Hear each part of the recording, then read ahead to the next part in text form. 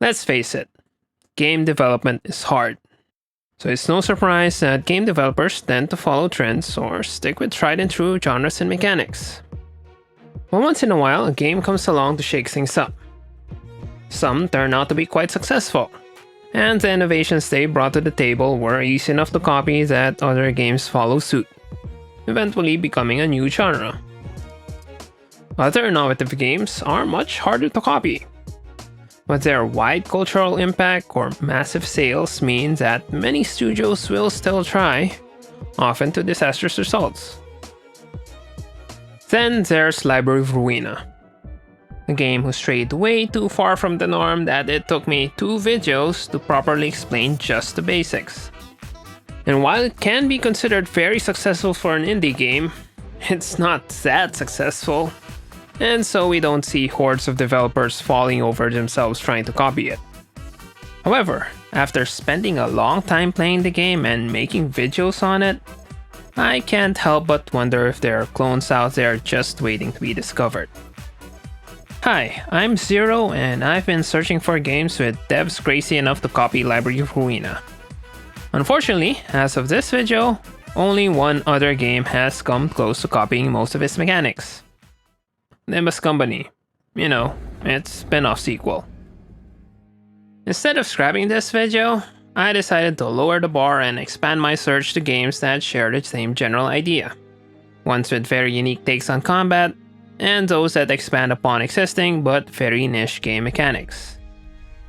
They're not what I'd call Ruina-likes. They're more like alternatives to Library of Ruina, or Ruina-lternatives if we remove the extra A. Before we start, I'm gonna have to briefly discuss what I'm looking for in a game for them to be in this video.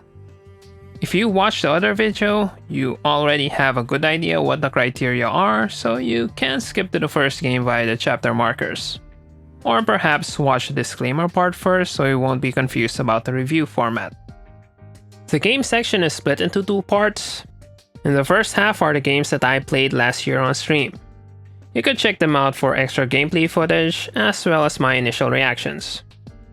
The second half are games that I've played off stream, so they'll be new even to longtime subscribers. Anyway, let's begin with the criteria. First off, I'm looking for turn-based games. I like turn-based combat. It's not perfect, nor do I want all games to be turn-based, but I sometimes want to be given all the time in the world to think of the right moves to win. Some games have tried to spice up turn-based combat with quick-time events or other real-time elements, but it can end up as a slippery slope, with the devs eventually ditching the turn-based altogether. So how do we make turn-based games, often perceived to be boring and slow, to being more challenging and cinematic without relying on real-time elements as a crutch? That leads us to the full version of the criteria. The game shouldn't be the usual turn-based game where players and units take turns performing their actions. That is, I go first, and you go next. Or, I go, you go for short. This is simple and intuitive, but it leads to weird situations if you stop and think about it. Like, units standing around like dumbasses getting hit when they can dodge, parry, or block the attack. The lesser-known alternative to I go, you go is we go. That is, we go at the same time. If I go, you go is taking turns like tic-tac-toe, we go is rock, paper, scissors. We don't have time to cover all the nuances of I go, you go versus we go, so I'll just summarize we go as: combat orders should be processed in a separate hands-off resolution phase. The processing doesn't have to be simultaneous. A good example would be Pokemon taking turns to perform their moves. So I'd still prefer that the game maintain the illusion that the participants are all juking it out at the same time. If that sounds like auto battlers, yes, some auto battlers can fit in this criteria. And considering that Library of Ruina has auto battler roots, that gives us our next criteria. I can also look into games with unconventional auto-battling mechanics. You might have noticed that we skipped the criteria. That's because the second is more of a sub-criteria under the WeGo turn-based. Namely, there has to be a clashing mechanic. In a nutshell, clashing allows two actions to face off against each other at the same time. This one comes naturally with WeGo, and a step up from the Pokemon style where they still stand around like it's just taking damage. While adding clashing adds a bit of believability to the combat, realism isn't the goal here. The main thing we get are more tactical options compared to non-clashing combat, and it's just more fun to watch. And our last major criteria. It's a card game with a unique gimmick. I'm being intentionally vague here, but we'll explain this further once we get to a certain game later. Here's our final checklist. Every game featured in this video will take at least one box on this list. Library of Ruina has even more unconventional mechanics, but for this video, we limit it to these 4. Now for the disclaimers. I'm mostly going to review the game's mechanics, and we'll try to keep the review of the games themselves to a minimum. Because of this, I have to remind you that while gameplay forms a crucial part of what makes a game good or enjoyable, it's not the only thing that will determine a game's overall quality. To spoil a major point I made in the other video, Library of Ruina wasn't successful because of its unique gameplay. On the contrary, its weird and unfamiliar mechanics can be the biggest hurdle new players have to face before they can enjoy it. Another point why you shouldn't treat my comments as full reviews. Most of the games I'll feature are either in their demo stage or are still in early access. At this point in development, anything can happen. Some of them may stall and fail to release. In fact, at least one of the games I'll feature already has suspended development. On a more optimistic note, even the most crude and incomplete prototype may eventually become a breakout hit and turn into a multimedia franchise in a decade. Early in development also means I won't have enough playtime with many of these games. And unfortunately, I've been recently burned by games where the critical problems only show up after 5 hours of playing. Or worse, after 50 hours of slogging through them. In short, I won't be giving a buy or don't buy recommendation. The most that I can do for mechanics that I like is to tell you to check the games out. If after playing the demos or watching other reviews, you also find them interesting, it's up to you to decide whether to buy them or not. To save some time and to not insult your gaming experience, I'll be focusing on the new things that the games bring to the table. So if it's a Slay the Spire clone, I'll straight out say that it's one before moving on to explain its gimmick. As always, captions and chapter markers are available for this video. If you want a more comprehensive spoiler-filled outline with sub-chapter timestamps, check the pinned comment. Speaking of spoilers, I will try my best not to spoil any of these games, including Library of Ruina and Limbus Company. But I can't guarantee that none will slip through. With the intro out of the way, let's proceed to our first game. Corrupted: Dawn of Havoc. When I thought about doing this series, this was the first game that came into mind, as it's practically an alternate universe version of Library of Ruina. Putting the games side by side, you can see the similarities. Both are deck-building auto-battlers, and both employ a less realistic cartoony art style to tone down the gore and body horror aspects of the setting. But Ruina decided to go a different route, choosing early on to be more melee and clash focused, even having to retcon the guns from the previous game. Corrupted's combat, on the other hand, is what you might expect from a typical auto-battler. Onto the basics. You start a run by assembling a party of 3 members. Then the game proceeds in typical roguelite fashion, your party progressing through stages until you reach the end. Or, more likely, until your whole team is swiped. Each stage can be a shop, a supply chest, an event, or even as late as Like Rest Stop where you can upgrade or heal up. But most of the time you'll be in a battle. At its core, Corrupted is a wave-based auto-battler. Your party will face waves of enemies, and at the start of every wave, you can position your team anywhere on your side of the battlefield, with some hex grid tiles providing buffs or debuffs. Like with most auto-battlers, your units automatically move towards and attack the closest enemy. A wave ends once all the units on one side is eliminated. Now that we've discussed the familiar roguelite and auto-battler parts, let's talk about the most obvious change, the card battler element. Unlike in Library Ruina, where every unit has their own deck, here all the party's cards are pulled together to form a single deck. At the start of the run, this will consist of 2 bandages and 3 starter cards from each member. You earn new cards by winning battles and also through shops and supply chests. At the start of combat, you draw an initial hand and begin with 3 energy, the latter of which will be used to play cards. As with other real-time card games, you draw and gain energy at regular intervals. Since deck sizes are small, the discard pile is shuffled back to the deck once the latter runs out, though note that single-use cards are very common in the game. This card game aspect adds an extra layer to the auto-battler. You can't order your units to move or attack, but if you have the cards and energy, you can make them perform special actions.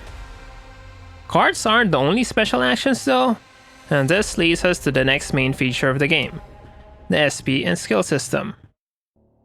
Units gain SP every time they attack, similar to how some fighting games do it with super meters. And once their SP bars are full, they immediately activate their skills. Note that this applies to all units, and not just your party. Just like how your team's skills can turn the tide of battle, enemy skills can also be fatal to your team. Fortunately, skills can be interrupted by special effects like stun or electrocute, cancelling the skill and reducing the SP so it will take some time before they can attempt again. You have to time it correctly though, right as they are channeling the skill. Too early and it won't lower the SP, and too late, well, it's too late. Timing can be a problem, but thankfully the game isn't purely real-time, but real-time with pause. Things are also practically paused when you're hovering over or using cards. But what if you don't have a card on hand with an effect that can counter a skill? Obviously, you can kill them before they activate their ability. Alternatively, you can just let them happen. And lastly, you can try to break or stagger the enemy. Like Ruina, actually more like Limbus Company, if you deal enough damage to an enemy, a threshold denoted by the white part of their HP bar, you can put them into a break status. And this also cancels any skills they are channeling. I can't stress enough how much of the game revolves around the countering and break mechanics. When deck building, you want to have enough cards in your deck that can counter skills. And in combat, you want to hold on to those cards as long as possible, saving them to only be used on dangerous enemies, potentially stun-locking them. There's other mechanics like equipment and fusing, but they're fairly typical for the genre. So let's skip all that and go straight to my critiques.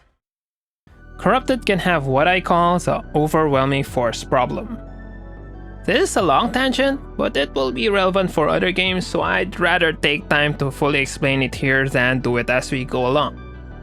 If you just want to know my final thoughts on Corrupted, you can skip to the timestamp on screen.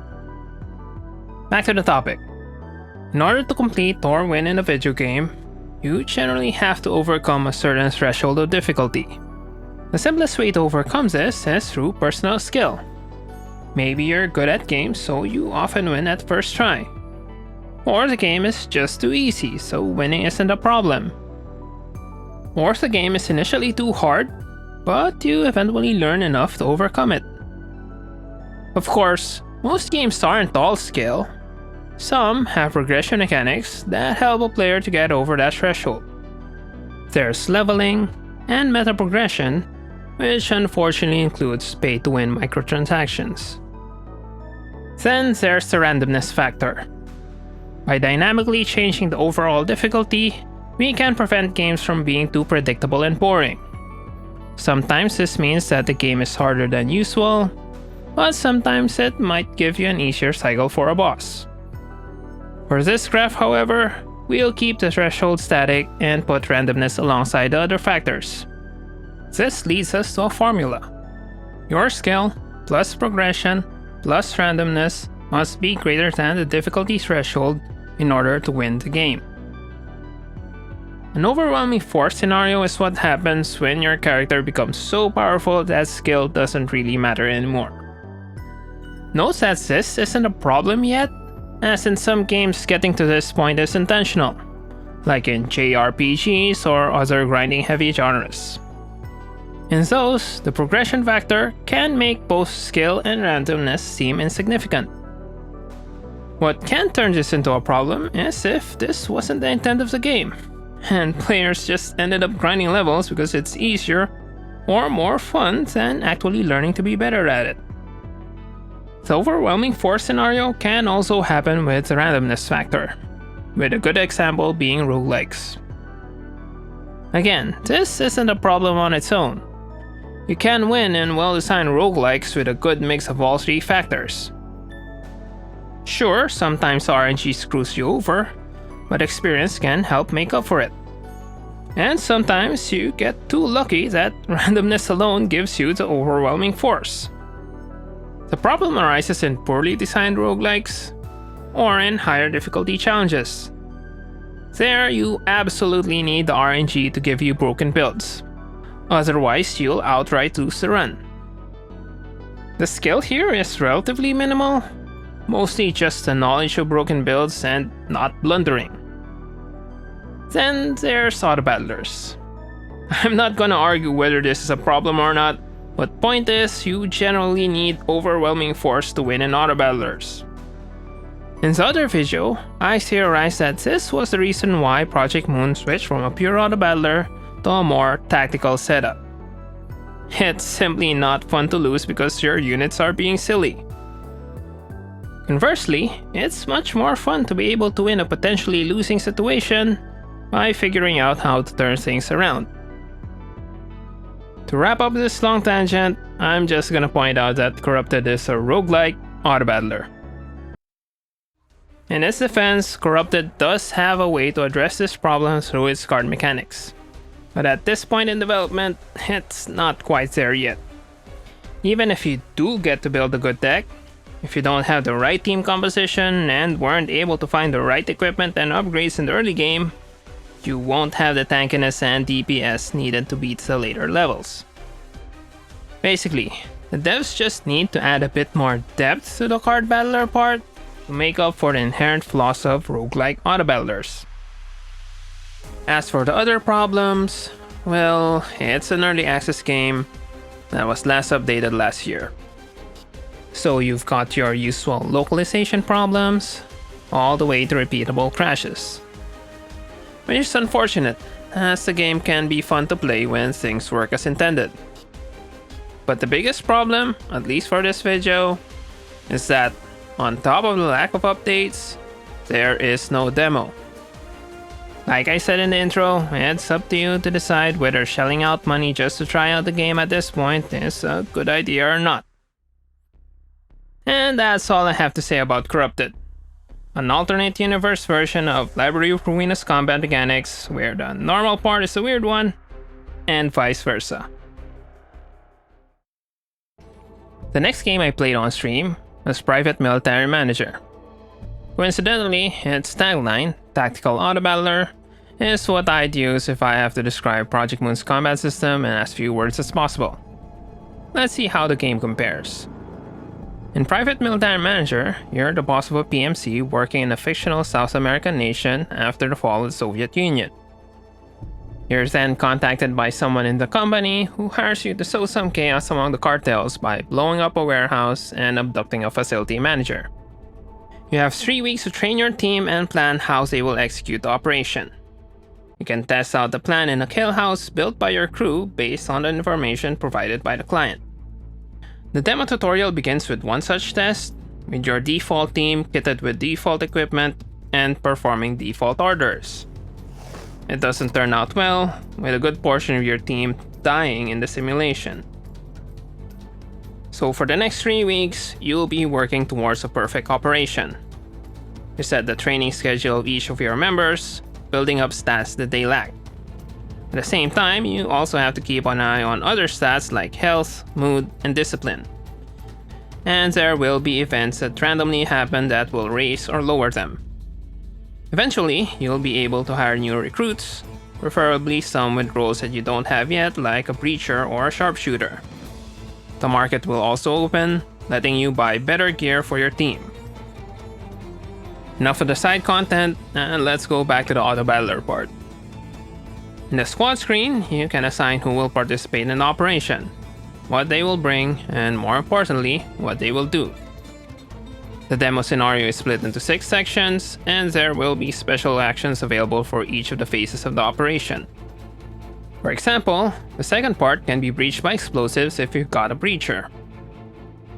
You can run through a simulation every day, and you don't suffer any penalties in losing. At the end of every week, however, your client will visit and watch how your team performs. Failing that will result in an immediate game over. If you succeed, the simulation's difficulty is raised the following week. You'll get more guards, and some of them may have better gear like shields. As the loop continues, train your team, improve their gear, test run some simulations, and get evaluated at the end of the week. If you pass all 3 inspections, you have 7 days to complete the real operation. And after doing your final preparations, you conduct it, and the demo ends. And that's Private Military Manager, at least what the demo is about. I may have skipped a couple of stuff like dispatch mechanics or how grenades and formation orders prevent the game from being a pure auto battler, but I've covered what needs to be covered. On to the critiques, starting with the tagline, Tactical Auto Battler. For one, it's definitely nothing compared to Project Moon's combat. And compared to other tactical simulators like Door Kickers or the OG Rainbow Six, PMM is also doing its own thing despite the similarities. In the end, I couldn't really say that they got the tagline right, mainly because the demo is pretty limited. Which in turn is my biggest problem with reviewing it. Despite its 3-week in-game length, there's really not much to see here. The scenario is also too easy, as long as you're not screwed by events like your PMCs getting sick or fighting each other. It's hard to lose. If this wasn't supposed to be a tutorial level, I'd say this is another prime example of the overwhelming force problem that I mentioned in the last game. But the real problem with Private Military Manager is its stop development. That game I mentioned in the intro? Yep, it's this game. They've offered refunds to those who bought into early access, so if the demo left you wanting for more and you're somehow curious how far they've gone into building the game, it's still available at a heavily discounted price. Anyway, moving on to games from the next stream.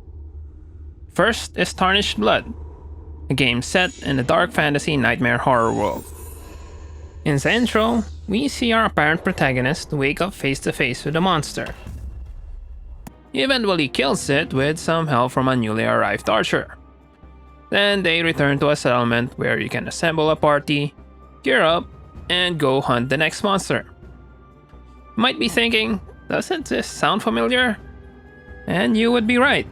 This game is heavily inspired by another game, Kingdom Death Monster, the brutal cooperative tabletop game that's often sold out despite its price tag. Okay, I'm sure you are thinking more of Monster Hunter or perhaps the Soul series, but when you look at the game loop as well as the overall vibe, it's definitely much closer to KDM than those other games. Anyway, the main reason why I'm featuring Tarnished Blood is its combat. a timeline-based system where you can assign orders at specific points in time. This is similar to the tactical planning we've seen with PMM and its predecessors, with the main difference being that you can run simulations before committing, scrubbing through the timeline forward and backward as needed. While we've seen this attempted in other games before, most notably Frozen Synapse in 2011 and Phantom Brigade in 2020, I haven't seen a game fully iron out its problems as much as Tarnished Blood has. Take for example Frozen Synapse.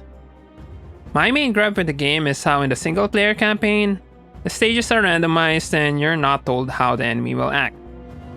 You can try to predict how they will move, but if you're new to the game and not familiar with the AI, more often than not, your predictions will be way off track.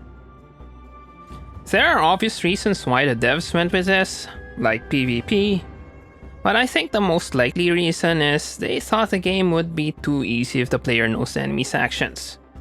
Basically, what we saw in PMM. Tarnished Blood takes the most obvious solution. Crank up the threat posed by the enemy. This way, despite the timeline appearing overpowered and feel almost like cheating, you have to take full advantage of it just to survive. But even the timeline may not be enough. It only deals with 60 frames of combat, and the monsters can have attack patterns that play beyond that time span. So until you're familiar with the monster, you'll have to play safe and avoid giving your team orders that may put them in a bad position in the upcoming rounds. As for problems with Phantom Brigade's timeline system, I can't really say much as I haven't bought the game myself. But from what I've seen from gameplay, timeline predictions aren't that accurate, especially when it comes to attacks. It kinda makes sense since damage is random, and this system has to ignore the potential branching paths when attacks may or may not destroy a unit.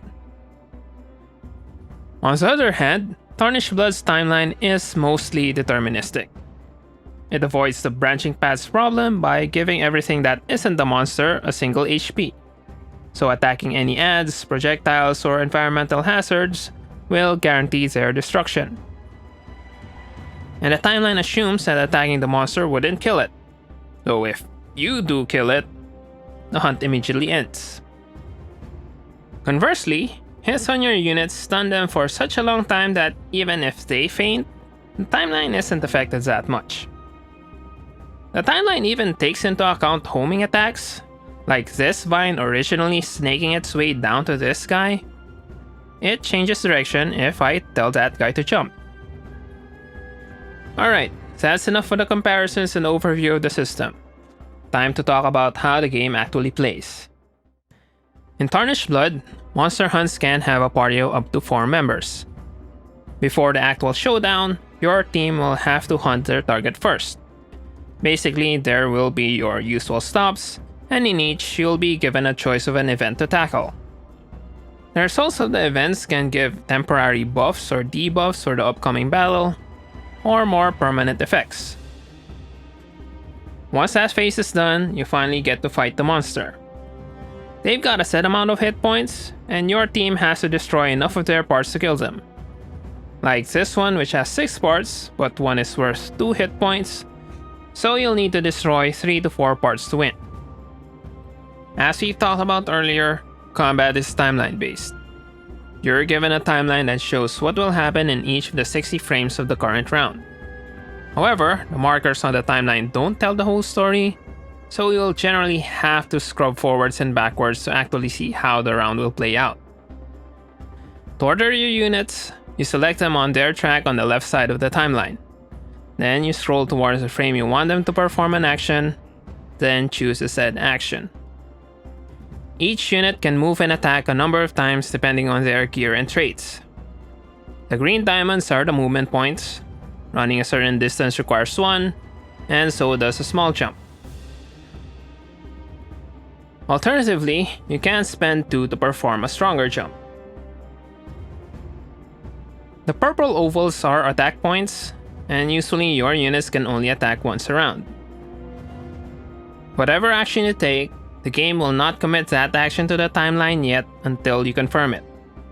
This will allow you to play around with the timeline to see how it will play out, and adjust the action as necessary. Canceling the action will, as you might expect, cancel the order, removing it from the timeline. Confirming will plant the order into the timeline, allowing you to move on to other actions. While you can still cancel confirmed orders with a right click, note that whenever you confirm an order, routes will slowly creep into the timeline, preventing you from modifying actions covered by it. If this route mechanic is a bit too harsh for your taste, don't worry, you can disable it in the options.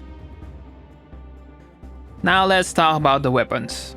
A big deal in the monster hunting genre, as some monster parts can be strong or weak against certain weapons. Tarnished Blood doesn't go wild with the resistances, only going for slash, blunt, and pierce.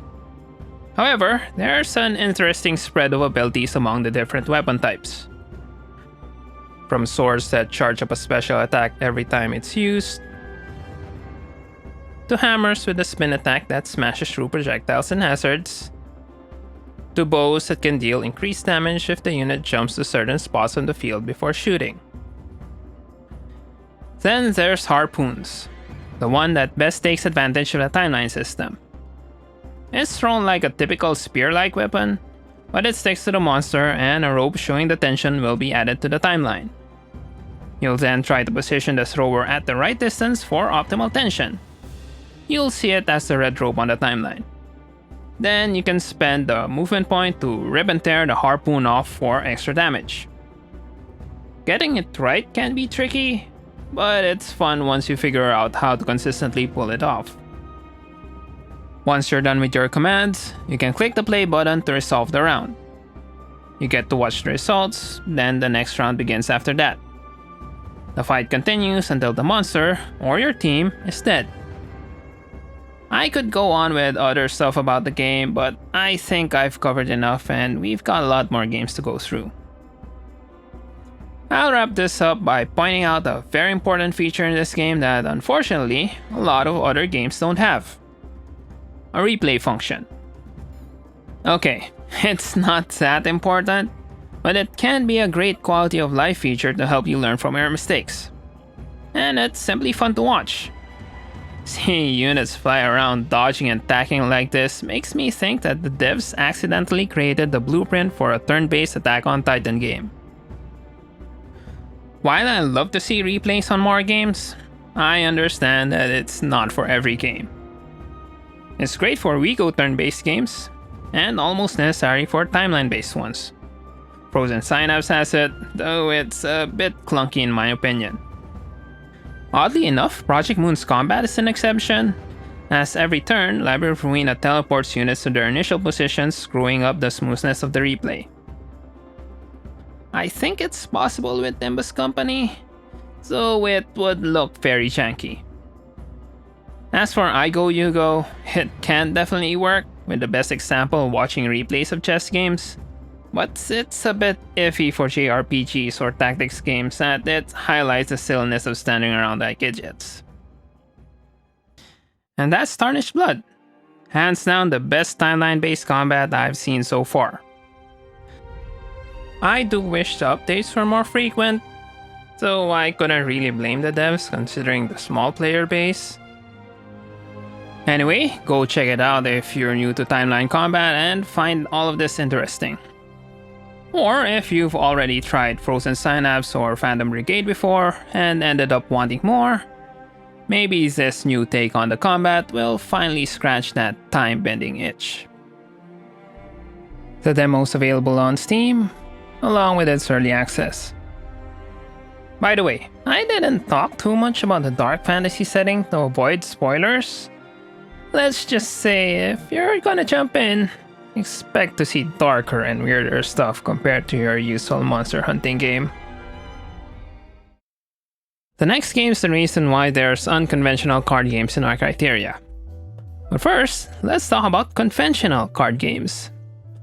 In the beginning, there were traditional card games. Poker, blackjack, the works.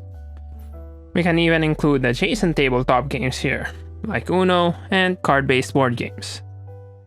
Then Magic the Gathering came along and introduced a new type of card game. One where you build a deck from tradable cards and fight with other players. This dueling collectible card game style is our second type. Then things exponentially became more digital, and both got their own video game counterparts. Unfortunately for CCGs, there was one big problem holding them back in this digital age. A problem even bigger than making a stable card economy, or how to get infinite loops working. Single player doesn't work. The systems are just too complicated to code an AI that is both competent and doesn't feel like cheating. Sure, there have been attempts, like Chandelar and the Yu-Gi-Oh games, but they just don't compare to the real thing. To make a single-player CCG work as a video game, you have to make one from scratch with simpler mechanics. Eventually, Slay the Spire figured things out by going even further and ditching the PvP core altogether. Instead, going for a far simpler reactive combat around the intent system. It also replaced the deck building with roguelike mechanics to draft new decks every run. This ends up creating the third type, single-player roguelike card games. Right now, if you search for card games in Steam or any other video game store or list, pretty much all of the games you'll see fall into these three categories. Yes, even the mostly unconventional library of Ruina is a mix of the deck building style of the second and the predictive combat of the third. But there are outliers, one of which is the Mega Man Battle Network series, a grid-based deck builder that sets itself apart from the others by not being turn-based. This particular mix of action-oriented gameplay and tactical card game elements is so unique that, outside of fan games, only one other game has taken the risk to follow it. One Step from Eden. So when a demo popped up in my Steam feed for Card-en-Ciel, I was certain we finally got another one.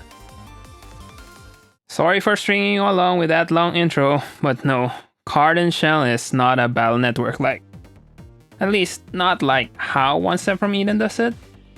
It's very much a Slay the Spire-like, while heavily inspired by Battle Network's combat.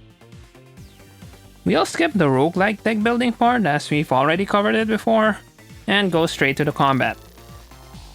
The battlefield is composed of two 3x3 grids, with your side being the blue on the left. You can see where the enemy is going to attack by the glowing tiles, and to make this a turn-based version of Battle Network combat, you'll see a time value on each enemy. And if you're familiar with a particularly annoying enemy in Slay the Spire, you should know where this is going. Every action you make lowers the timer of every enemy. Once an enemy's timer hits 0, they will attack, dealing their attack power as damage to their target, and after which they'll then move to a different location. The enemy will also do it when you end the turn, so make sure you're not standing on a glowing tile when you do so. Unlike Battle Network, however, you can't directly move your character with the keyboard or controller in Card-en-Ciel. Instead, each card has a direction under its cost, and right-clicking will move your character towards that direction. This is free, but will count as an action and lowers enemy timers. The obvious downside to this is sometimes you won't be able to move in the direction you want, even after building a deck with a good spread of directions. The game has a couple of other ways to address this problem that we won't cover in this video. Anyway, you have two attack types. First is normal damage. This lowers the enemy health, which is displayed as a bar on their right.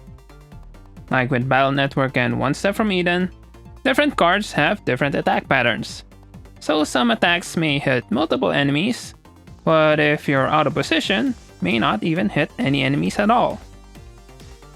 The next damage type is Break. This lowers enemy attack and damages their balance. Once you fully deplete an enemy's balance, they will enter Breakdown. They are stunned and won't act for the rest of the turn. Any damage they take while in this state is doubled, making it easier to finish them off. And to top it off, you also get Cost Resource as a bonus for stunning an enemy. So basically, Break is stagger damage from Library for Ruina, with the extra benefit of lowering enemy attack power, though the stagger lasts one less turn. Card-en-Ciel has a large amount of keywords even in the demo. First are the amps. When you use these cards for movement, you'll get a boost in the next damage, break, or draw. This lasts until you use them, so you can charge them up for the next turn. Then there's Forge, which creates new cards, Summon, which adds a unit on your grid, providing passives, and the list goes on. Card-en-Ciel's strongest passives, at least in the demo, come in the form of muses, special additions to your deck that are activated once you fulfill their requirements. You can recruit muses by winning certain fights in dungeons, and it seems that there's no limits to how many you can get or activate, so it's not unusual to end up spamming them late in a run. And that's Card-en-Ciel, a decent attempt at turning Mega Man Battle Network into a turn-based game. I kinda prefer some parts of it over the original, but at the end of the day, it's still too much of a departure from the source that One Step from Eden would still be my go-to recommendation for someone looking for a Battle Network fix. Or just go play the originals. Normally this would be the time where I'd wrap it up and tell you to try out the demo for yourself. But first I have to address the elephant in the room. The game's overall presentation. In case you're not familiar with Mega Man Battle Network, that series is a Rockman Mega Man spin-off that takes place in a separate universe.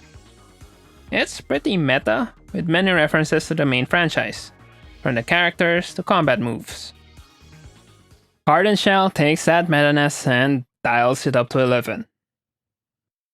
In the game, you play as Neon, a hacker that answers a request to save the world. Well, VR worlds at least. Some shenanigans have been happening and somehow mad obstructed data, or mods, are showing up in games where they shouldn't be. It's Neon's job to fix this corruption in various game worlds through the power of violence. Or friendship. Actually violence.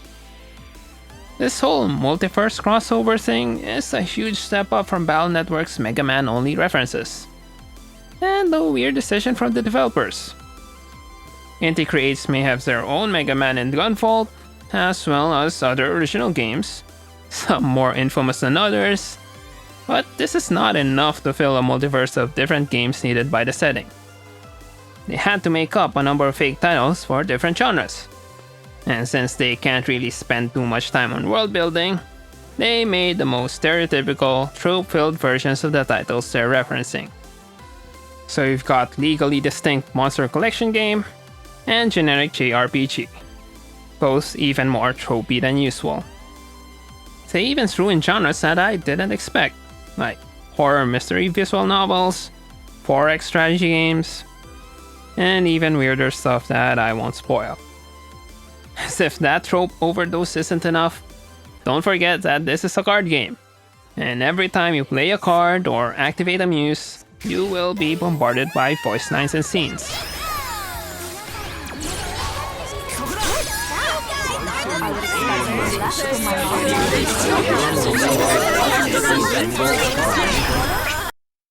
Long story short, even as a big card game and tactics fan, Card-en-Ciel might not be your cup of tea.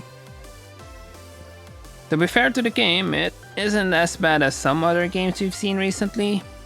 It's only consistent enough that if I somehow convince myself to fully buy into the setting, I could see myself playing through the game with no problems, albeit with tongue fully in cheek. If you're okay with all of that, the demo's available for you to try out.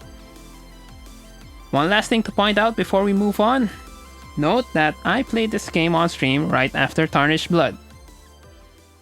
So yeah, in a single stream I went from a brutal dark fantasy setting to a literal RGB gaming chair. Crazy, I know. For the third stream, I started off with a game that's somewhat related to Tarnished Blood. When I pointed out that game wasn't mainly based on Monster Hunter, but instead Kingdom Death Monster, it's not because I'm some tabletop gaming connoisseur. I actually just found out about KDM through the game's Steam description. That description mentions another inspiration. Your only move is hustle. I didn't talk about this because Tarnished Blood ended up resembling timeline-based games like Phantom Brigade rather than Yummy Hustle. But what's Yomi Hustle, you might ask? It's a turn-based fighting game. If that brings up images of people taking turns slapping each other, that's only because you're so used to Ico Yugo. It makes much more sense with WeGo turn-based. In fact, practically every fighting game nowadays are, at their core, compatible with WeGo, as there's mechanics like frame data and priority rules to determine outcomes of simultaneous actions, like one attack hitting first because it's faster, or an attack overpowering another because it's stronger. And Yomi Hustle is just that, the player submitting moves for their fighters every turn, and the game calculating the outcome. Now, I can't talk about Yomi Hustle without also talking about an older turn-based fighting game, Toribash. Basically, if Yomi Hustle uses the so-called modern control scheme in fighting games, Toribash uses a co-op control scheme.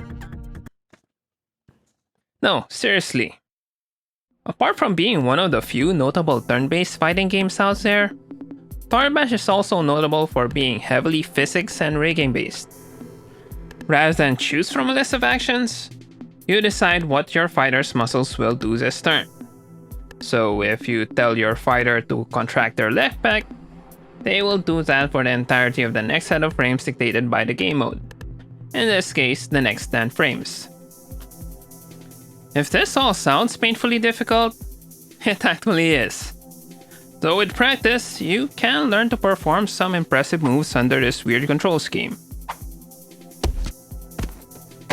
To be clear, someone else made this replay, and I'm not showing off just for this video. But this allows me to segue back to Yomi Hustle, which also has replay functionality, and in turn likely inspired Tarnished Blood to have one too. Anyway, back to introducing the next game. One of the biggest challenges of this genre is the wide gap in complexity.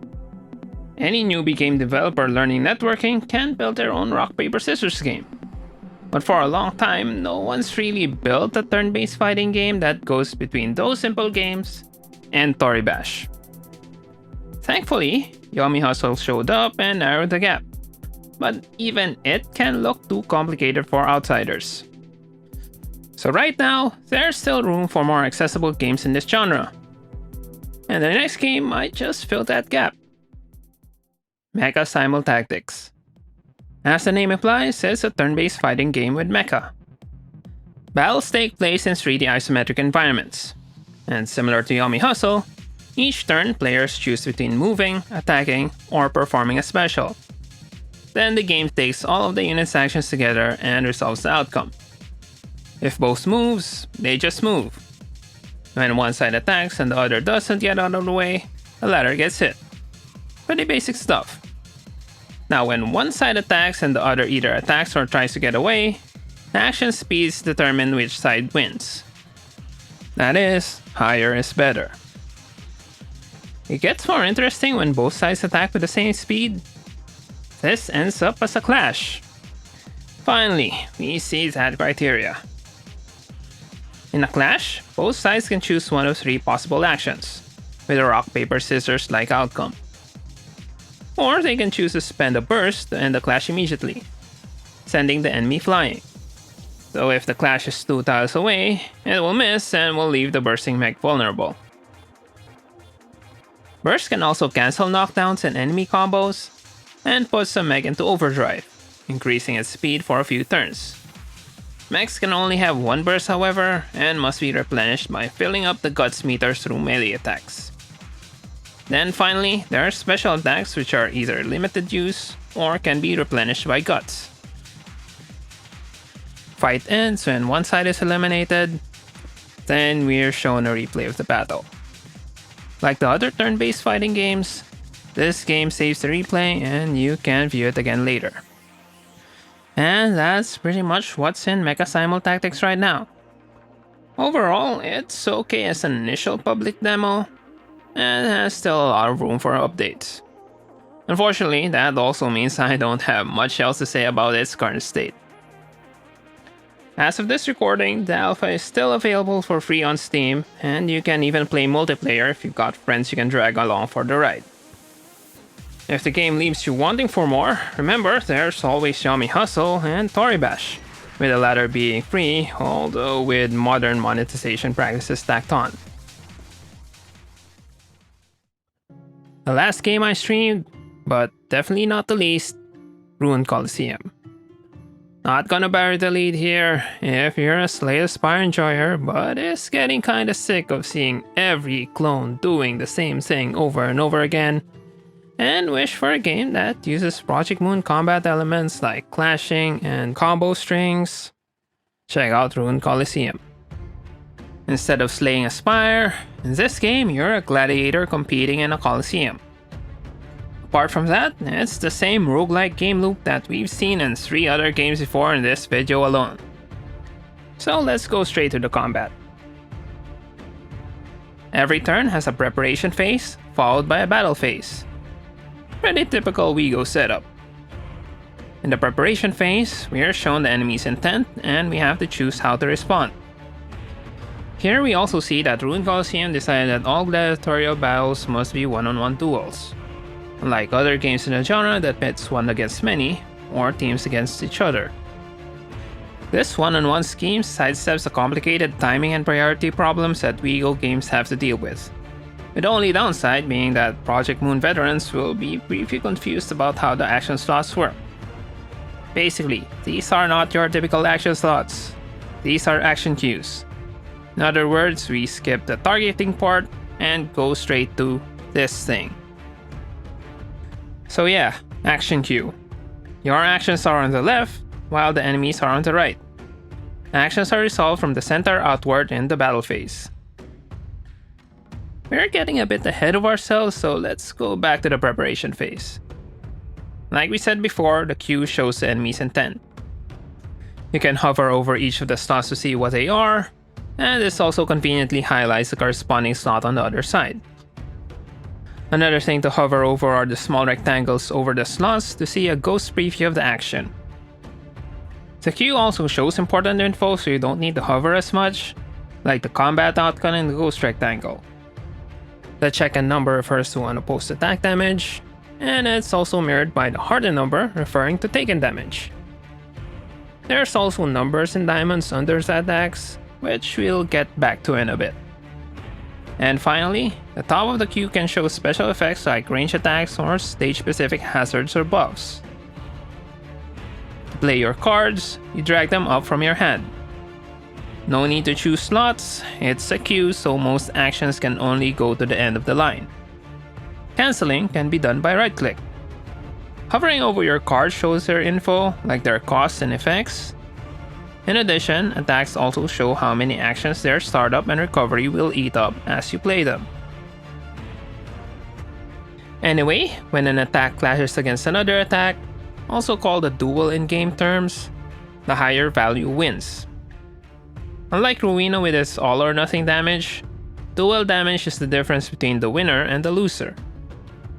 You might think this reduced damage would lead to slower combat, but many effects in the game can be triggered when an attack wins a duel, like some attack cards dealing extra damage after winning. This is what the diamond numbers at the bottom mean. The blue diamond refers to attack power, while the green is extra damage if it wins the duel. So to avoid taking any damage, you just need to find an attack that matches or exceeds the blue diamond.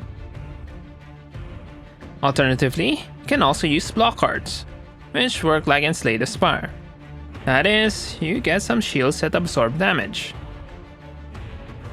What's new here is that the game has a built-in counter mechanic. Whenever you completely block an attack, you automatically use any block pursuit cards in your hand to repose for free. This only works if you have a shield, and the number of free counters are limited by your shield's counter count. I guess it's a good time to mention that Rune Coliseum has an equipment system, and also a class system which restricts which items they can use. We won't go too much into detail about either, but for now, we'll just point out that equipment are heavy, and will add overburdened cards to your deck. While that may sound like it's gonna be a problem, cluttering up your deck and hand with useless cards, they do have an important use in combat. You see, by going with the action queue, clashing to attacks isn't as easy as with Ruina. Your attack has to exactly match the order in the queue for a duel to occur. So if your attack is in the second slot, and the enemy is in the third, they won't clash with each other. And somehow the devs chose not to give a free wait action. So here's where Overburden comes into play. It's a free card that eats up a slot. Now the attack matches up. Another way is just walk forward. However, this costs 1 resource compared to the free Overburden. Alternatively, if you don't want to clash or block, you can also jump backwards for 2. This is also pretty much equivalent to Ruina's evade mechanic, as it dodges most non-lunging attacks. Now, as much as I'd love to go on talking about all of Rune Coliseum's unique mechanics, there's just too many to cover in a video like this. I haven't talked about the ultimate abilities, or how they added a fighting game themed character to the roster. Heck, the tutorial even teaches you how to do an infinite combo. So I'll wrap this up with some critiques about the game, leaving all of those features unexplained for you to find out for yourselves. Before that, however, I do have to point out that this game has 2 of my most requested features in games. We've already covered my most requested feature before, a replay function. At the end of every battle, Rune Coliseum lets you rewatch full matches in real time. It also has my second most requested feature, a battle log. Great for those what the hell just happened moments. Rune Coliseum has this, though sad to say it still needs a lot of work. On to my critiques. First off, while the sheer amount of content makes it stand out from the sea of bare bones LONESTAR clones, it can be daunting to new players. It's even worse for the developers, who have to figure out how to translate all those concepts to other languages. A good example would be parry, an action that's somewhere between a normal attack and a block. And there's also another parry keyword, which means that if that action is successful, you get to play a card as a quick, uninterruptible action. The kicker? Only parry cards can have the latter parry keyword, though by default they don't. Yes, it's that confusing. Fortunately, they've fixed that in a more recent patch, replacing the latter with deflect, and overall the devs are prioritizing localization issues like this one. But the point still stands, this is a complicated game and expect to see similar quirks if you plan to dive into the early access. Speaking of early access, that's our next problem. There's no demo. Like Corrupted, Rune Coliseum delisted their demo when their early access period started. To be clear, I'd rather have the devs spend more resources on the main game than maintain a separate demo build, backports and all. But the thing is, they're kinda expensive outside of sales, and without demos, it's hard to recommend checking them out over just getting some other full game. That said, there are 2 more games in this video that don't have a demo, though I won't be complaining again to avoid sounding like a broken record. Now, before anyone points out that Library of Ruina also didn't have a demo on its early access, and was even more expensive, in hindsight it was such a unique experience that it was well worth it. Most early access games nowadays would only dream of delivering what Project Moon did back then. Anyway, back to Rune Coliseum. My biggest concern with the game right now is how they will change up the combat in Early Access version 5. As of this writing, they haven't released the full details yet, so I don't know if I just wasted your time explaining a very different game from what you have right now. And that's Rune Coliseum, Slay the Spire with actual Project Moon-like combat, and not just a mod adding Project Moon stuff to Slay the Spire. Next up are games that I've tried out off stream, so as I said, all of them will be new even for longtime subscribers. First is Sentinel Point Heroes, yet another Slay the Spire clone. Before you close the video, This one has a combat system that we haven't talked about yet. A time cost system. Not a timeline-based system. Well, there is a timeline in this game, but we're getting ahead of ourselves. Anyway, the main idea behind the time cost system is that each unit is given a set amount of time units, and every action requires spending those time units, with more significant actions requiring more to execute. A good example would be XCOM. Moving requires few time units per block, while firing depends on the weapon and shooting style. Say, an aimed shot will require much more time units than a snapshot. What's different with Sentinel Point Hero's style of time cost is it's a predictive system. One that goes beyond the expected Slay the Spire style intent system, and goes straight to timeline territory. So yeah, you do have a timeline, so you know what your enemies will be doing. Then you get to decide whether you're going to use a fast, low time cost action to interrupt the enemy, or use an even slower action if you think that's worth it. And that's pretty much the game in a nutshell. Now let's go into the specifics. Instead of slaying a spire, here you're a superhero out to defend the city from supervillains. Same old type 3 roguelike deck building game loop. You fight, then use the rewards to get new cards and upgrade your hero, and the whole thing repeats until the run ends. Like we showed earlier, combat also revolves around a timeline where you can see your enemy's next actions. At the start of the game, you'll only have one enemy, but later on you may see multiple enemies, each with their own actions in the timeline. You'll then have to play your cards accordingly, say, queuing up a block when there's incoming attacks, or attacking when their guards are down. The game gives you a couple of tools to help you know if your timing is right. First, all actions in the timeline tell you how many seconds are left before they resolve. And conveniently, all enemy actions have a tiny delay, so you won't need to worry about things happening at the same time. Then there's a planning mode. Normally, clicking or dragging a card only lets you preview how it would look like in the timeline. But when you activate planning mode, you will be able to add multiple cards. It's just a preview though, you don't actually add them to the timeline, but it can be useful for long-term planning if you're not good at mental math. Now let's talk about the tricky parts, especially if you're coming from other card games. First is the time cost itself. As a deck builder, you kinda expect there to be some sort of mana or resource system.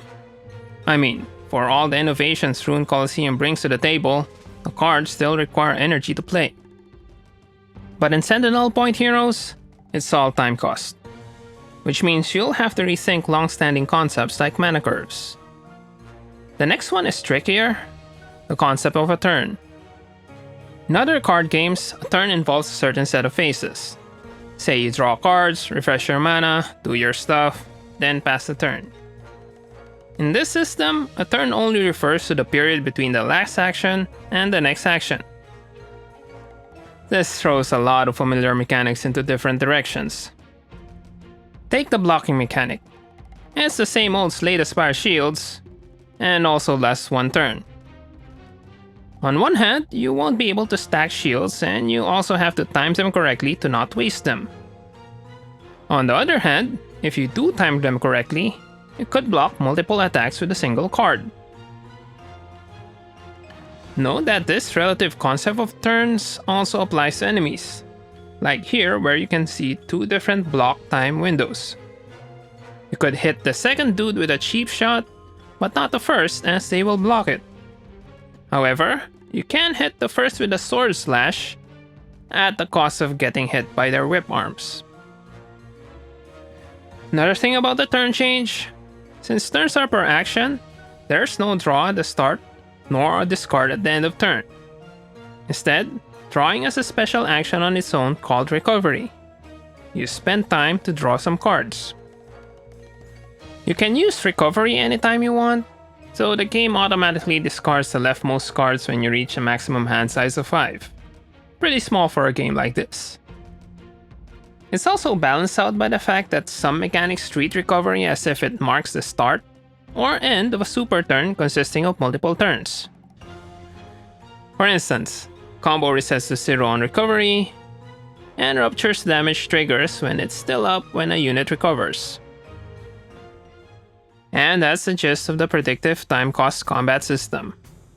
There are other stuff like sidekicks and resolve, but they're not as groundbreaking, and similar mechanics are present in others' latest Timelikes. Overall, it's a decent enough attempt at the hybrid combat system, and I have no major complaints. I think the best part about it is while it is technically a WeGo system, it feels like a more conventional I go you go turn-based game, so it's a lot easier to pick up for players who aren't really familiar with the former. It is, however, a very short demo, and you may end up wanting to see more of the unique combat. Unfortunately, like Library of Ruina, Sentinel Point Heroes' blend of mechanics is so unique that there really isn't anything out there like it. But like Ruina, you can find a few out there if you adjust your expectations. The closest I found so far is the Polish Persona-like, the Thaumaturge. It doesn't have the deck building and card game elements, but the time cost combined with seeing your opponent's moves in a timeline is there. And more importantly, it's a full game. I can't personally recommend it since I haven't tried it myself, but it does seem to be worth checking out. If you lower your expectations further, you can find stuff like Star Crawlers, which doesn't show the enemy's future attack. And even further, you'll get to plain old time unit and action point based games. For the next game, I have to confess that I don't have any personal footage of it, only some notes that I took the last time I played the demo. I originally tried it out back in the February Steam Next Fest, same as Sentinel Point Heroes, but I somehow didn't record it. Anyway, the game is Nitrogen Omega. I couldn't record any new footage of it because they delisted the demo for the early access launch, and unlike other games in this video, this one didn't impress me enough to shell out for it. So this section will be brief and only contain footage from the developer's promo material. Nitrogen Omega is a retro-inspired mecha game with a relationship system and, more importantly for this video, a timeline-based combat system with a hint of battleship? Let's talk about the mecha part first. Similar to how real-world tanks have 3 to 4 roles, in NGO, your mech has a crew of 4, each with a specific role. The driver and gunner roles are similar to their real-world counterparts, responsible for maneuvering and the weapons respectively. Instead of a commander, there's an operator akin to real-world combat systems officers in aircraft, and is responsible for electronic surveillance and countermeasures. And finally, the engineer is part loader, engineer from other military vehicles like ships or aircraft, responsible for reloading and making sure the systems are working correctly. Combat gives you a timeline where you add your mech's crew's actions, but it's not quite the same as Tarnished Blood or Phantom Brigade's timeline system, as you don't scrub the timeline back and forth to find the optimal frame to move or attack. Instead, there's a fog of war and a battleship-like element. Your enemy's actions are hidden unless you order your operator to scan a part of the timeline. In addition, the enemies can have orders in reserve, which they'll use once you give out orders. In other words, you'll be taking turns plopping down orders on the timeline. And once you're done giving orders, you can proceed to the resolution phase to see the outcome of the turn. That's a quick summary of the combat. So what does my note say about the February demo? Main gripe, the animations might quickly get old. I understand that they're going for an 80s to 90s anime feel, but coming from that era, it just reminded me of how much some titles reused footage over and over. Perhaps provide a more zoomed out tactical view as an alternative. It's just weird that the positioning info only takes up a very small part of the screen, and most given to the cinematic stuff. As for the combat mechanics as a whole, I haven't tested it long enough to give a strong opinion. However, I have a feeling that the fog of war element would lead to the same determinism and branching problems that other timeline-based combat games face. The relationship system seems fine, I guess. So maybe check this one out if you want to build your own crew of plucky young pilots and recreate your favorite mecha anime. Next game is another take on timeline-based combat. Timelake, Time Travel Tactics. As the name implies, this game has an actual time travel element to go along with a timeline scrubbing mechanic, and not just a sci-fi prediction algorithm, or whatever magical thing that Tarnished Blood isn't going to explain. Say you've got an enemy that heals too fast or blinks to a different location every time you hit it, you can time jump to the past and bring extra firepower to the battlefield. And that's pretty much it. The rest of the game has stuff like roguelike elements, but overall the main gimmick is the time travel aspect. And on paper, this should add a puzzle aspect to set it apart, turning it to some sort of portal for timeline-based games. Unfortunately, if you've been paying attention, you should already know my opinion on it. That is, its timeline mechanics aren't as good as Tarnished Blood. My full opinion is a bit harsher, so if you do find this concept interesting, just go play the demo to form your own opinions, and skip to the next game instead of listening to my mini rant on a game that is very early on in development. Okay, where do I start?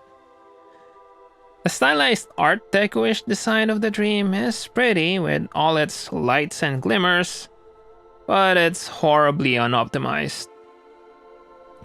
This game, at its default settings, stresses my system more than demanding FPS games. Thankfully, they've addressed this by adding low graphics settings, but this is still a reminder for devs regarding demos. You want to wow prospective players with fancy graphics, but if it's too much for the average gaming rig, you'll just turn them off. So finding a balance is key. Another problem is with the UI. It takes some time to get used to, but even after a few hours of playing, I still can't get over how huge the timeline's default size is. Yes, you can zoom out and even move it around to make it actually usable, but these changes don't stick. Next time you'll be in a combat encounter, the enormous timeline is gonna be shoved in your face again. Then there's a time travel mechanic. This is where that portal mention comes into play again. I was expecting the game to encourage you to use a time travel cloning as much and as creatively as possible to do wacky mind-bending stuff in the battlefield. But no, time jumping requires rubies, a limited resource. So you end up using it only as a last resort, until you grind enough lower levels to get enough rubies to last the run. Which unfortunately leads to other problems. Not only do you learn to not rely on time jumping that much, you can also get enough upgrades to speed and attack that you end up not needing the time travel mechanic anyway. Why bother spending rubies when you can just walk and blast your enemies with one shot? Remember what I said about the roguelike and auto-battler problem of upgrades turning your team into an overwhelming force, which in turn removes all the player skill from combat, and how in Tarnished Blood it's the opposite, and you have to make full use of the tactical options the timeline mechanic gives you just to survive? Yeah, in Timelake you can easily become an overwhelming force, almost removing the need to use a time travel mechanic. I hope they remove the ruby requirement for time jumps, or at least be more generous with them. And instead of powerful upgrades, I'd rather see battles that are more puzzle-like. Again, like Portal. All this talk about overwhelming force might make you think I really don't like roguelikes, or the even worse offender, auto-battlers. But despite this inherent problem with the genres, I still do enjoy playing them. For auto-battlers, I enjoy the 9 Kings and the King is Watching demo, though not enough to buy them, and I've apparently spent a lot more time than I expected on the Heroes for Hire demo. However, I can't deny that the lack of tactical decision making makes the battles less satisfying. It's not uncommon to have overwhelming force and steamroll the enemy, or the other extreme where your troops are just too weak, or worse, do something stupid and you lose in the most unsatisfying way possible. Some auto battlers try to spice things up by letting you try to optimize the positioning of the units, as well as add some rock paper scissors system where some units are much better than others. But here's what rarely gets mentioned. Those have been around since the beginning of auto battlers. The ancient art of war, the ancestor to strategy games, RTSs, and yes, auto battlers, has them way back in 1984. Positioning your units for optimal performance? Check. Rock, paper, scissors, or a weapon triangle? Check. Simple, non-micro level commands like attack and retreat? Lots of auto battlers nowadays don't even have this feature. We're at the point where it's normal for games in the genre to have less core gameplay elements compared to its 40-year-old ancestor. Then again, you could say auto battlers didn't really stagnate or regress. They just decided to go different directions, like auto chess and whatever we call backpack battles genre is right now. However, I'm gonna be blunt here. I don't want all that flash and spectacle. I still want a genre where I have an army or a party, and I can send them off to attack the enemy without needing to micro them. But as I said, if you remove the micro-level tactical decision making, automatically attacking units tend to be very stupid. What we need is a way for our armies to stop doing stupid things in battle while still retaining their autonomy. Basically, programming your army. Of course, bot programming is way out of many gamers' league. But the next game might give devs an idea how to address auto battlers' flaws, and maybe even programming games' flaws too. Auto Rogue is yet another game in this list with a familiar roguelike game loop. Though this time you're a round bunny thing? You're also running away from Mama, which sorta makes it more like FTL than Slay the Spire. Anyway, let's start with the familiar parts. You got your HP, then your energy, which is used by skills. As for the skills, you start with your basic strike and defend. The intent system here is slightly different, with the game showing the full turn-by-turn action pattern of the enemy. For example, this slime will alternate between defending for 3 and attacking for 5. By turn 3, they'll go back to defending for 3. Given this info, you have to program your auto-battle behavior to win the encounter. And here's where the conditions come into play. We want to block when the enemy is attacking, so we add the enemy attacking condition to our block. This works. We don't block on the first turn, only on the second. However, notice that we're still adding shields even after fully blocking the attack. So a more efficient condition would be defense lower than attack. This way, you still don't block the first turn, and once we have enough shields on the second turn, we can attack so we finish one turn earlier. Depending on your level of programming experience, all of what I just talked about may either confuse you, or feel familiar, or both. That's because this isn't your usual programming scheme. It's not the procedural programming that many associate with coding, nor is it even the event-driven that we see in very high-level beginner programming environments. It's a rule-based system. A lesser-known, but well-established paradigm that's used in lots of places, from text processing, to firewalls, to proprietary business software. Going back to our program, it's important to not think of these as a series of steps happening one after the other. Instead, think of it as a rule list that the game repeatedly checks over and over, running only the first entry that you have the resources for, and whose conditions are satisfied, if present. That entry might be at the top of the list, or it could be at the bottom. Regardless, only one entry will be executed per loop. The easiest way to see this in action is if we move the headbutt to the first slot. If this was normal programming, you might think that at turn 2, after the first attack, we'll go to the block. But we don't. Again, only the first entry that satisfies the conditions will be executed. In this case, the headbutt.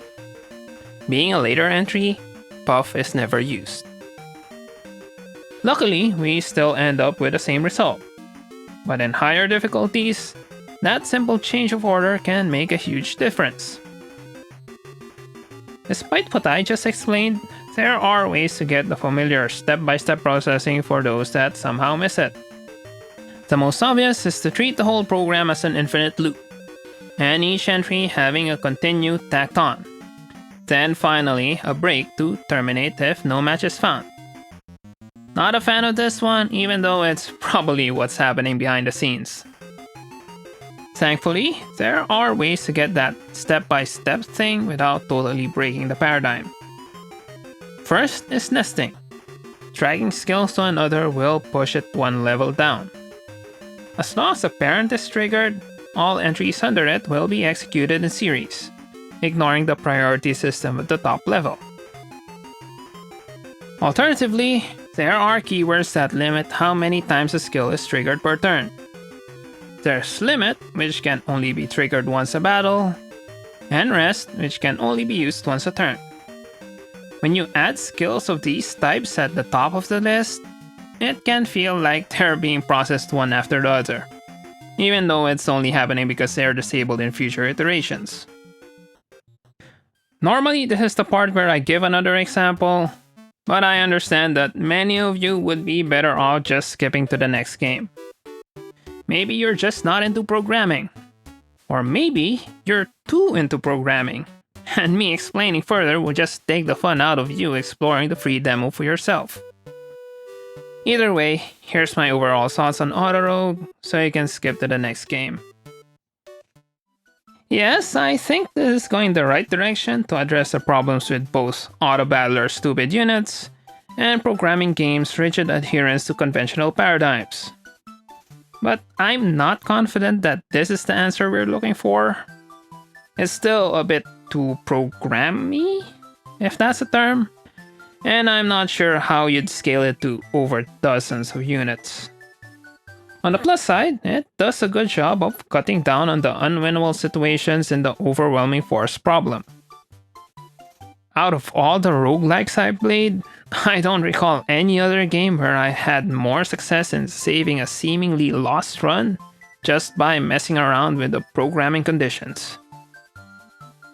All in all, I enjoy the programming-based combat, and I hope other Auto Battler and programming games follow the dev's lead. Go check out the demo if you're interested. By the way, I'm also going to spoil the first boss in the demo, so this is your last chance to back out. Alright, back to explaining the combat to those that might need it. Like I said, here I am facing the first boss. My build revolves around Ice Lance, which deals damage equal to my shields. The only downside is that it's rest, so I can only use it once a turn. Before I pop it, I've got to pump up my shields. And for this, I use Puff with a condition to use it when I have at least 4 energy. This condition will make sure I still have 2 energy for Ice Lance, and it will work even if I have 5 energy left, leaving the Ice Lance 3 energy. As for the rest of the build, I've got strong relics that give me shield and sturdy, and at the start of the battle, I activate 2 limit skills that give me even more one-time permanent buffs related to shields. Let's see how this goes. As mentioned, at the first turn, I activate my limit skills. This leaves me with no energy for Puff, but I still have enough for Ice Lance. For the rest of the turns, I get to use Puff twice, then attack with Ice Lance to end them. I also pretty much ignore the enemy's attacks as I have way too much shields.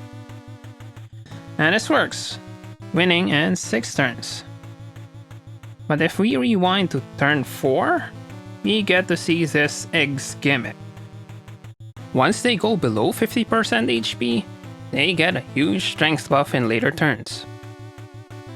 Thankfully, they also get a huge debuff when the egg cracks. Not only are they stunned, but they also take double damage for that turn. So to take advantage of that, we could add, say, a headbutt before we use the Ice Dance. Well, let's do it with style. We're gonna use a Poison Potion and set it to activate on turn 4. Potions are, well, potions. Single-use items that are removed from your inventory once consumed. And with that, we went on turn 4. The battle plays like before until the said turn, wherein we chuck the poison, then blast them with the Ice Dance for massive damage. And that's Auto Rogue's programming combat. It can get a while to get used to, but you can always replay your fights, walking through them step by step to help you understand why a skill was activated at a certain turn or iteration. There's still other stuff like the nesting I mentioned earlier, and if you get the full version, other resources to manage, like MP and research. But they're out of the scope of this review, so let's move on. Our next game is LONESTAR.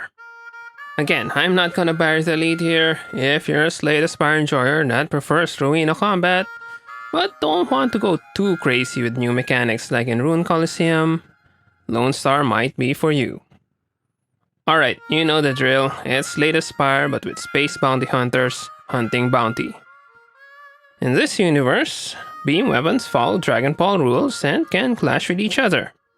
Stronger beam wins and deals damage. LONESTAR also has a unique take on card mechanics. But before that, let's talk about ship components. Or units, as they're referred to in the game. They're what you get to pick from after winning battles, and come in 2 classes, attack and support. You can fit these units into your ship as long as you don't go over the weight limit. Rearranging them between battles is also free. Most units have slots for energy, and here we get to our card system. The cards you draw are energy resources, each having a point value and a color. What's different about LONESTAR is that in your deck, points and colors are separate.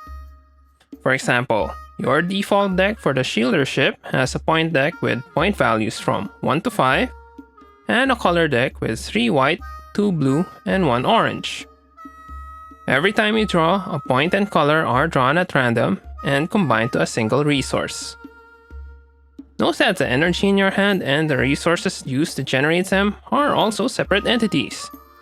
This way, when either the point or color deck runs out, the respective resources will be reshuffled back to the main pool. Also, the ones in your hand don't go into any discard pile once used or otherwise consumed. Because of these differences, the game refers to drawing a card with a more appropriate term, generating energy. We generate 3 energy a turn, 4 in the first turn. We retain our hand between turns but can only hold 10 energy resources. Any energy generated when we have a full hand will be destroyed, like in this example where only 1 went to our hand.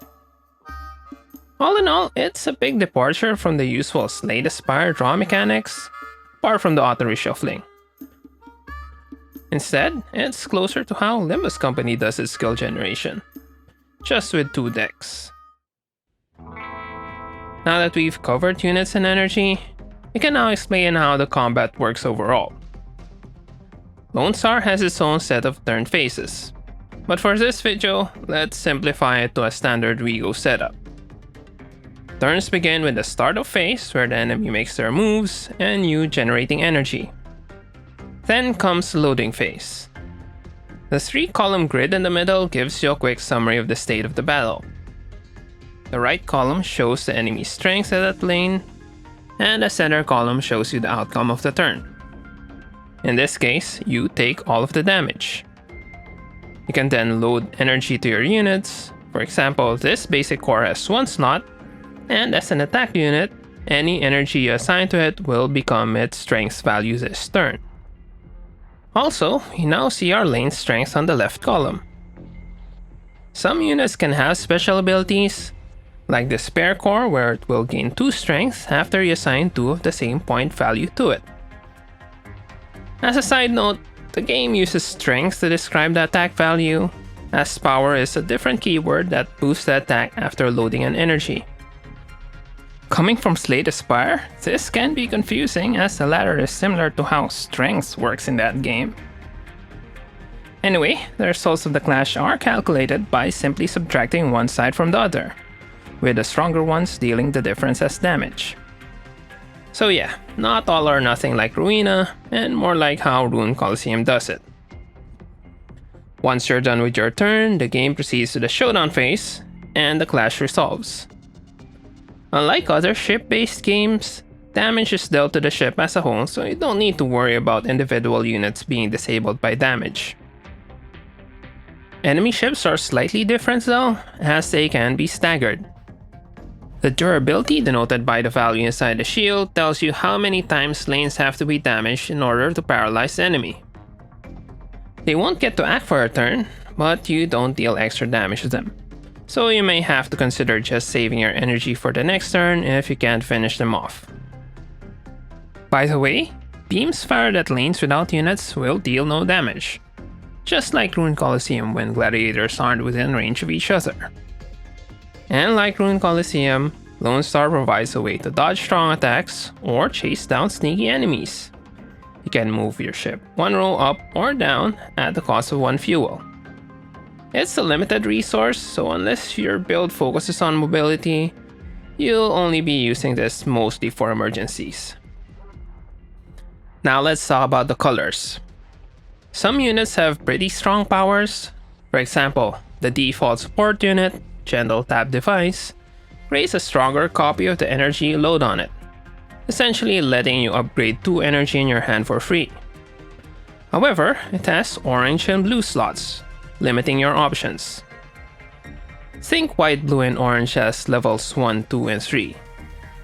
Orange slots, being level 3, can only be loaded with orange energy. Blue slots, on the other hand, can be loaded not only with blue energy, but also orange energy, as the latter is of higher tier.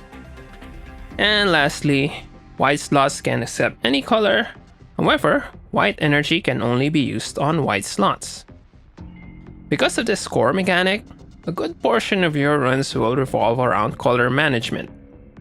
Will you pick units and upgrades such that you don't need orange resources as much? Or will you go all in with the orange and find stuff that can generate more of that rare resource so you can take advantage of the stronger components? And that's LONESTAR in a nutshell. Again, I've skipped a lot of stuff that you kinda expect in a game like this. Overall, I'd still check out Rune Coliseum first if you're hungry for experimental Ruina-ish combat. But if you're in the market for a more pick-up-and-play experience, basically just want clashing mechanics in your Slay the Spire clone, LONESTAR may be a better choice. It's also full release while being a bit cheaper than the former.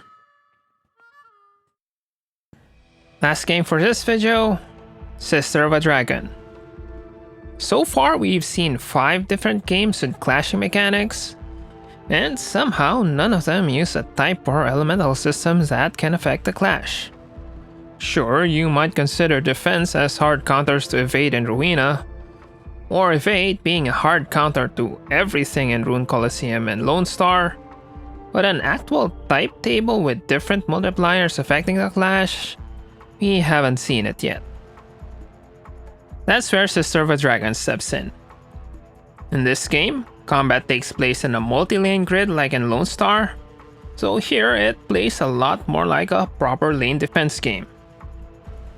Before everything else, note that the UI looks a lot more complicated than it really is, and I kinda expect the devs to update it later to be more functional rather than force a hex grid aesthetic. So to make things a bit less confusing, here's an oversimplified summary of Sister of a Dragon's combat mechanics. You and your opponent place tokens on different lanes on the board. Tokens placed this round are on defense. Tokens on defense that survive this round will advance and attack next round. Your goal is to punch through the enemy's defenses, eventually eliminating them, all the while making sure that your team survives. Simple, right? So let's dive into the details. Rounds are split into different phases, with enemy and player turn being two of those, hence why I'm using rounds as a term instead of turns. Anyway, rounds start with the enemy taking their turn first, placing a number of tokens on the enemy zone at their edge of the board. Their turn ends, and in the activation phase, the tokens advance one tile to the center. Like I said earlier, in this round, these tokens are on defense. Normally, this is the part where we go to the player turn, but you don't get to act at the first round as the enemy has initiative. Perhaps this is just for the demo, or probably a player handicap to prevent things from being too easy. Either way, the enemy having the initiative means all of their initial tokens survive and will attack next round. Next round, same thing, the enemy places tokens into their zone, their turn ends, and all their tokens advance to the center. Again, tokens placed this round are on defense. But now, the tokens played last round arrive at the activation zones and now shimmer, indicating that they will attack this turn. Now it's your turn. Since the enemy is already attacking, generally you'd want to be on defense this round. So you figure out which tokens to play to defend against the incoming attack. Here's where the schools, the game's term for types or elements, come into play. You can see the school interactions by right-clicking any token, and in this case we want to know our options against this red token, which represents normal damage. We check its interactions with our options, which is another normal damage, and yellow, which is protection. Damage on damage is at minus 50%. That is, clashing will deduct 50% of the opponent's power to each token. While damage on protection is much worse for the damage side, with it losing 120% of the yellow's power, the latter only losing 50% of the red's. Alternatively, you can also right-click your tokens to see the possible interactions. In the end, it seems like protection is the best move here. So we play our protection spells, each costing 1 AP, ahead of the attacking red tokens. While we're here, let's also play our own red token, so it will attack next round. Turn ends and our tokens advance one column. We then go to the resolution phase where all activated tokens attack. The red damage tokens clash against our defending yellow protection tokens. 120% of 5 is 6, and 50% of 4 is 2. So the red tokens are destroyed, while the yellow tokens survive with 3 power left. Next round arrives, and the enemy takes their turn. Let's slow things down here and take a closer look at the tokens advancing and activating. The enemy token went from 1 power to 4 power. That's the effect of the activation zone. You can hover over a non-activated token to see what it will activate into once it readies for attack. And in this case, it goes from 1 power to 4 power. This also applies to our tokens. In this example, all of our tokens will go up to 5, or go back to 5 in the case of our damage protection tokens. Anyway, the battle continues and our yellow token punches through the defenses, but deals no damage. That's another thing to keep in mind. Some schools don't deal damage to certain units. The yellow protection represents protection in general. This can be shield magic, or parries, or even actual shields. As a defensive school, almost all units are immune to protection. Similarly, the purple Astro school is sort of the dispel magic of this system. So while it can be pretty strong against a lot of types, it doesn't deal damage to most units too. Both might not deal damage, but the trick is to play them ahead of actual damaging tokens, just like I'm doing here.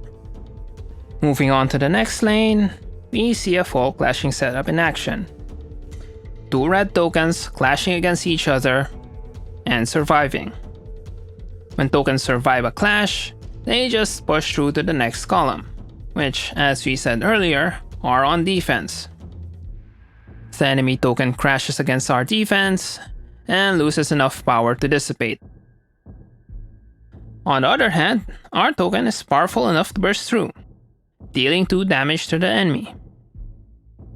And finally, in the bottom lane, as expected, yellow breaks through, dealing no damage but paving the way for the next token.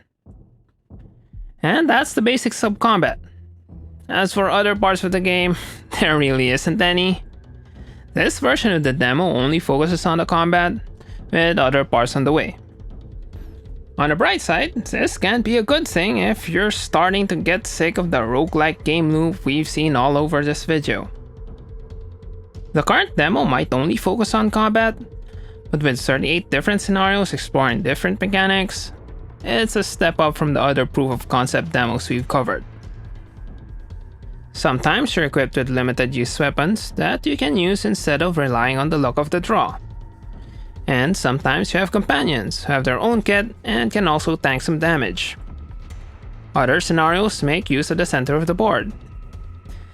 You might have noticed that once activated, tokens just zoom towards the other side instead of stepping tile by tile. And from that, you might think that the center is just for show. In most scenarios, it really is just for show. But for others, it's where environmental hazards pop up. Say you're in a swamp, toxic fog tokens will appear and do interesting things to tokens. It's up to you whether you try to take advantage of them, but also open up opportunities for the enemy to do the same. Or just destroy them and not worry about the risks. The trickiest scenarios are the ones involving tokens that change schools upon activation, as what might normally be a good response may turn out to be a terrible one if you're not paying attention. Add in a couple of hazards and I bet many will just give up calculating the best move and just go for trial and error. Overall, it's a decent enough proof of concept. We'll just have to see how it integrates with the main game, with the crafting, deck building, and other possible RPG elements like leveling. As for the type-based clashing, it seems to work well enough that I hope others copy or build upon it. Only for ranged combat though, like this game's magic-centric system, I'm still a bit iffy about it working in melee combat, but I'd like to see some devs try to make it work. And here's a rundown of the games featured in this video.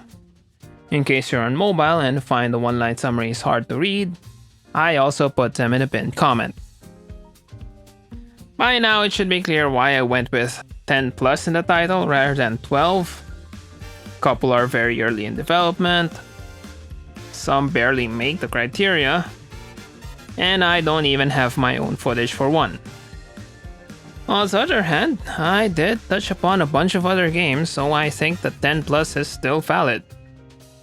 Anyway, my top picks are Rune Coliseum for the sheer amount of stuff they're cramming into the game, so we'll have to see if the upcoming update will retain that level of complexity, and Tarnished Blood for figuring out a better way to do timeline combat. Other notable titles are Sister of a Dragon and Auto Rogue for making me spend a bit more effort trying to explain their mechanics. And Card-en-Ciel, LONESTAR, and Auto Rogue again for being full releases. As for games that didn't make the list, some fell short of the criteria.